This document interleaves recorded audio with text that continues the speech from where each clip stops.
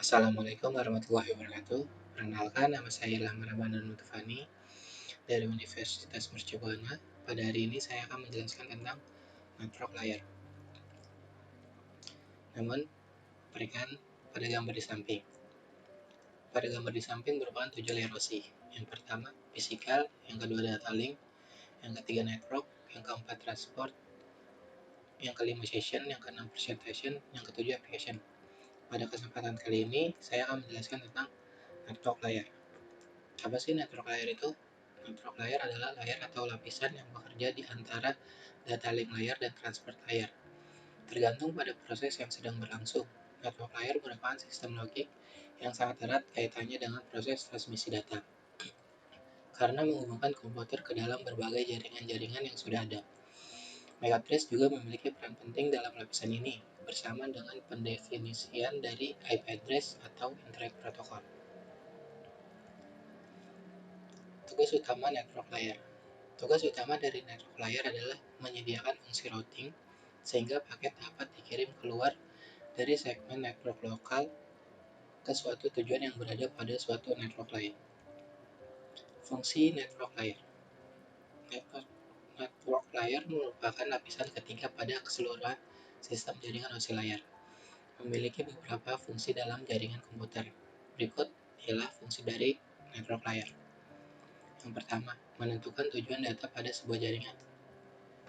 Sebuah data dan juga paket data tentu saja memiliki tujuan. Tujuan dari paket data tersebut adalah komputer lainnya yang juga sudah terhubung ke dalam jaringan. Untuk dapat menentukan komputer mana yang akan ditransmisikan paket datanya, maka network layer memiliki peran yang sangat penting. Network layer akan menentukan kemana sebuah paket data yang akan ditransmisikan sesuai dengan perintah yang sudah diberikan kepadanya. Yang kedua, mendefinisikan alamat IP. Untuk dapat menentukan komputer mana yang akan menjadi tujuan dan juga menerima paket data yang akan ditransmisikan, maka network layer kemudian akan mendefinisikan masing-masing alamat IP atau IP address. IP address merupakan sebuah alamat unik yang dimiliki oleh setiap komputer yang terhubung ke dalam suatu jaringan komputer. Dengan begitu, nantinya network layer akan lebih mudah menentukan tujuan dari paket data yang akan dikirimkan olehnya. IP address ini akan secara otomatis didefinisikan dan dicari oleh network layer sebagai alamat tujuan paket data tersebut. 3. Membuat header pada paket-paket data yang ada. Header diibaratkan seperti sebuah judul pada paket data. Dengan adanya header ini, maka paket data yang merupakan bagian atau fragmen dari sebuah data akan memiliki header tersendiri yang tidak akan terpecah belah. Contohnya, sebuah data bernama X akan dipecah ke dalam bentuk paket data dengan masing-masing header X1, X2, X3, dan seterusnya. Dengan adanya header ini, maka setiap paket data akan memiliki header yang sama, sehingga ketika nantinya paket data yang akan disatukan kembali menjadi sebuah data yang utuh, paket data tersebut dapat disatukan kembali dengan mudah dan bisa terdeteksi apabila ada paket data yang hilang ataupun mengalami kerusakan. Keempat, melakukan proses routing. Proses routing merupakan proses pemberian rute dari sebuah paket data. Selain membantu mendefinisikan IP address, network layer juga memiliki fungsi yang sangat penting untuk meneruskan paket data yang sudah ada menuju penerimanya melalui rute-rute tertentu. Namun demikian, rute-rute tersebut sudah terlebih dahulu didefinisikan melalui apa yang kita kenal dengan nama table routing. Dengan demikian, tiap paket data akan dikirimkan ke alamat yang sudah didefinisikan sebelumnya, sehingga dapat mencegah terjadinya salah alamat.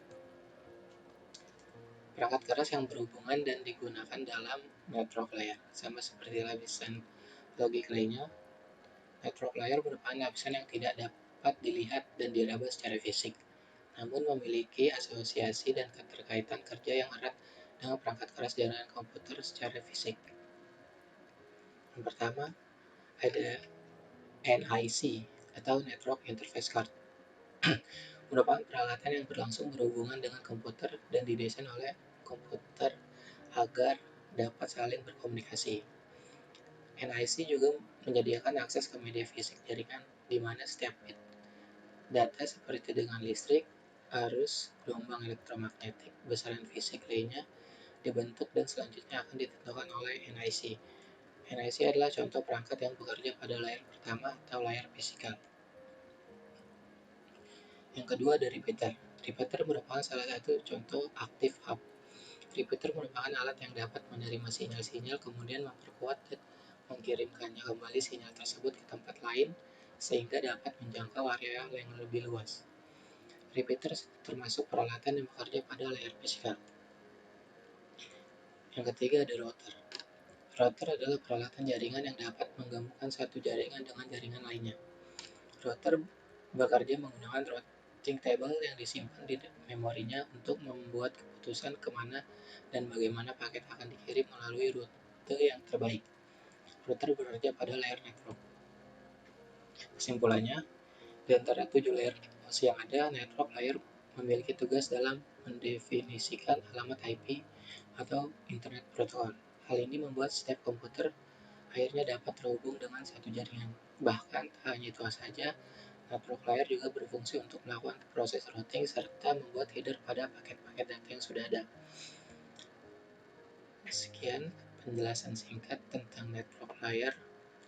Semoga bermanfaat dan bye. Terima kasih.